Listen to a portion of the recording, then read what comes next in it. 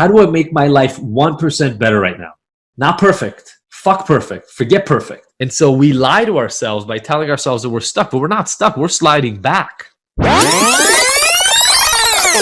We're overly sensitive or less capable.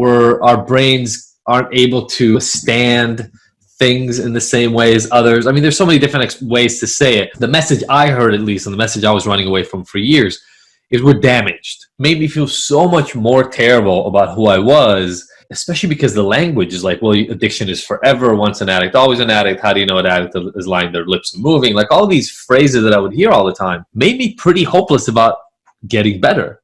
But instead, we're looking for such a level of perfection. We're looking for such a high level of performance from ourselves that anything short of amazing feels like failure. And what we're not great at is dealing with failure.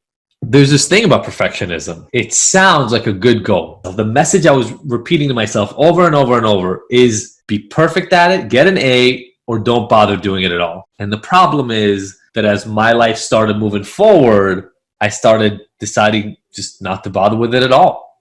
But here's where I think everybody gets it wrong. I think everybody else out there says crap like, you don't care about us, you don't care about your family, you don't care about your friends, you don't care about what you're doing to us, you don't care about how terrible your behavior is making us feel or what it's doing to all of us. But I think that even at the height of our struggles, what we care about most is how we keep failing everybody else. And the only thing that covers that shame is the drinking, using, porn, gambling, whatever that is. The shame comes from the fact that no matter how far we've come, like it looks to everybody else like you don't care. But it's the opposite. You care so much because you've screwed up so badly at this point. Say, well, you know, we don't shame them. Yeah, really? Like making a person stand up and take a newcomer chip every single time they screw up? You don't think that shames people? It feels like, fuck, I've gone so far down. There is nothing I can do to make this better now.